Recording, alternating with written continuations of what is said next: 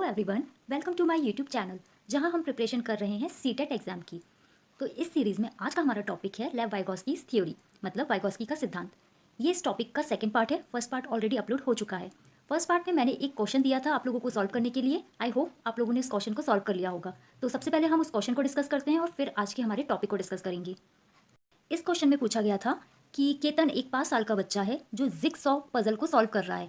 मतलब अलग अलग एलिमेंट को मिला के जब एक कंप्लीट पिक्चर बनाते हैं या फिर स्ट्रक्चर बनाते हैं, वो पजल होता है, उसको वो सॉल्व कर रहा है और सॉल्व करते टाइम वो अपने आप से बात कर रहा है।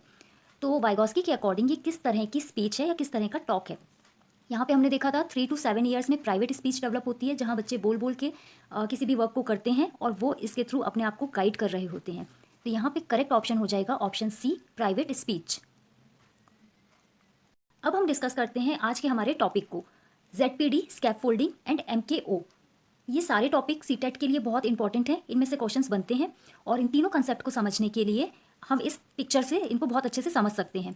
तो यहाँ पे सबसे पहले आपको दिख रहा होगा ग्रीन जोन। ये जो फर्स्ट वाला जोन है ग्रीन जोन, इसका मतलब है कि यहाँ पे लर्नर कोई भी वर्क जो उसको टास्क असाइन किया हुआ है उसको वो खुद कर सकता है बिना किसी की हेल्प के। सेकेंड जोन जो है वहाँ पे वो लर्नर उस टास्क को परफॉर्म खुद से नहीं कर सकता, वहाँ पे उसको डिफिकल्टी हो रही है, बट कोई उसको अगर हेल्प करेगा, कोई उसको गाइड करेगा तो वो उस टास्क को परफॉर्म कर सकता है। और थर्ड जोन होता है जहाँ पे learner can't do that particular task even with the help और सपोर्ट ऑफ एनी वन। तो यहाँ पे ये समझना इंपॉर्टेंट है कि ग्रीन वाला पोर्शन पे तो लर्नर खुद से उस टास्क को कर रहा है, लेकिन ऐसा पोर्शन जहाँ पे वो खुद उस टास्क को कर रहा है और जहाँ पे उसको सपोर्ट की ज़रूरत है, उन दोनों के गैप को ही बोला जाता है ZPD। इस पोर्शन को बोला जाता है जोन ऑफ प्रॉक्सिमल डेवलपमेंट। हम एक एग्जाम्पल के थ्रू समझते हैं। सपोज एक लर्नर है, ये मैथ्स की किसी प्रॉब्लम को सॉल्व कर रहा है। अब पर्टिकुलर उस प्रॉब्लम में वो किसी स्टेप में आके कंफ्यूज हो रहा है या आगे की प्रॉब्लम उससे अब सॉल्व नहीं हो पा रही है। तो यहाँ पे उसके पेरेंट्स या उसके टीचर आके उसकी हेल्प करते हैं और उस स्टेप को सॉल्व करना उसको सिखाते हैं। फिर उसके बाद ये लर्नर आगे की प्रॉब्लम को सॉल्व कर लेता है। तो इसका मतलब क्या है, उसको यहाँ पे टेम्परेरी सपोर्ट दिया जा रहा है, हेल्प दी जा रही है, और इसी हेल्प को बोला जाता है स्कैप फोल्डिंग, मतलब कि मचान। ये एक प्रोसेस या एक मेथड होती है जो लर्नर को दी जाती है। और यहाँ पे ये चीज़ याद रखना बहुत ज़रूरी है कि ये टेम्परेरी सपोर्ट होती है, परमानेंट नहीं होती है। और जो पर्सन इस तरह की सपोर्ट दे रहा होता है उसको MKO बोला जाता है, मतलब मोर नॉलेजेबल अदर। यहाँ पे इस चाइल्ड के जो टीचर हैं वो उसको सपोर्ट दे रहे हैं, मतलब स्कैफोल्डिंग प्रोवाइड कर रहे हैं, इसलिए उसके ये जो टीचर हैं वो MKO के जैसे वर्क कर रहे हैं। तो यहाँ पे हमने देख लिया स्कैफोल्डिंग क्या होती है, MKO क्या होता है और ZPD कौन सा जोन होता है। अब हो सकता है कि इस लर्नर को कोई ऐसी टास्क दी जा रही है जो उसके पोटेंशियल से बाहर की हो, मतलब जहाँ पे वो किसी की हेल्प के साथ भी उस टास्क को परफॉर्म नहीं कर सकता। सपोज ये चाइल्ड 5th क्लास में है और इसको हम टास्क दे रहे हैं पोस्ट ग्रेजुएशन लेवल की, तो ये तो उसके पोटेंशियल के बाहर की चीज़ है। तो अब यहाँ पे अगर उसको सपोर्ट भी मिलता है, कोई इसकी हेल्प भी करता है, तभी वो उस टास्क को परफॉर्म नहीं कर सकता, मतलब ये उसके बियॉन्ड पोटेंशियल है ये टास्क। इसलिए ये थर्ड वाला रीज़न हो जाएगा जो कि रेड सर्कल से दिखाया गया है। यहाँ पे learner can't do even with support.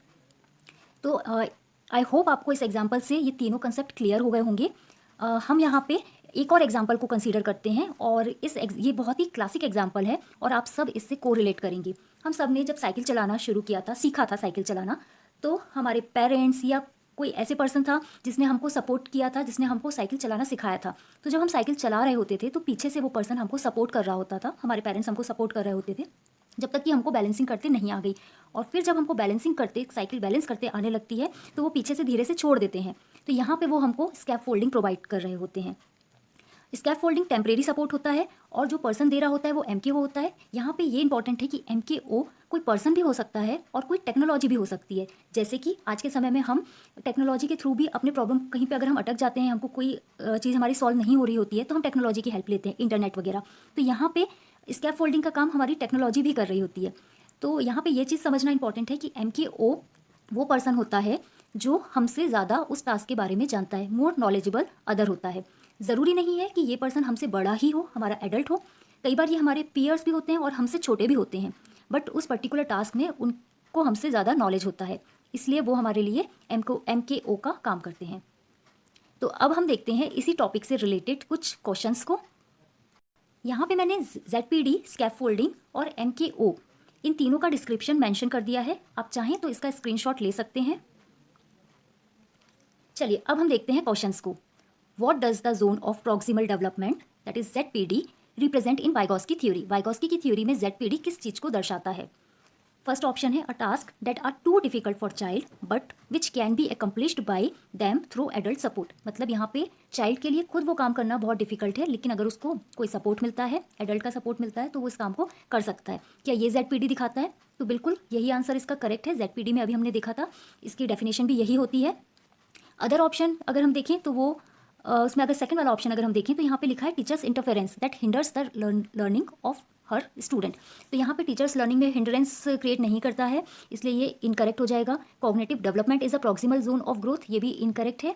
The learning that takes place only in formal setting, तो ये भी इनकरेक्ट हो जाएगा क्योंकि लर्निंग इन फॉर्मल सेटिंग में भी होती है। हमने देखा है, हम अपनी सोसाइटी, कल्चर, इन सब से लर्न करते हैं।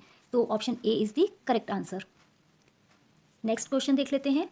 A teacher observed that Kamal couldn't find the answer to a question on his own.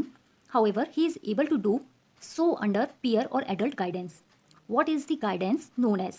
यहाँ पे कमल एक स्टूडेंट है और टीचर्स ने देखा कि वो अपने जो भी क्वेश्चंस है उनके आंसर को खुद फाइंड आउट नहीं कर पा रहा है, लेकिन जब उसको गाइडेंस मिल रहा है अपने पीयर्स का या फिर अपने एडल्ट का, उसके बाद वो उस क्वेश्चन के आंसर तक पहुँच जा रहा है। तो इस तरह की गाइडेंस को क्या बोला जाता है? तो इस तरह की गाइडेंस को स्कैफोल्डिंग बोला जाता है। नेक्स्ट क्वेश्चन देख लेते हैं। अब यहाँ पे जो नेक्स्ट क्वेश्चन है वो मैंने एज अ क्विज इंक्लूड किया हुआ है, तो इसके आंसर, इस क्वेश्चन को आप रीड करिए, इसका आंसर करिए। कंसेप्ट को अगर आपने अच्छे से पढ़ा है तो आप इसका आंसर कर पाएंगे, और मैं इसके आंसर को डिस्क्रिप्शन बॉक्स में मेंशन कर लूँगी, तो वहाँ से आप अपने आंसर को चेक कर सकते हैं। So that's all for the today's video. If you like my video, hit the like button, share with your family and friends, and subscribe my channel. Thank you.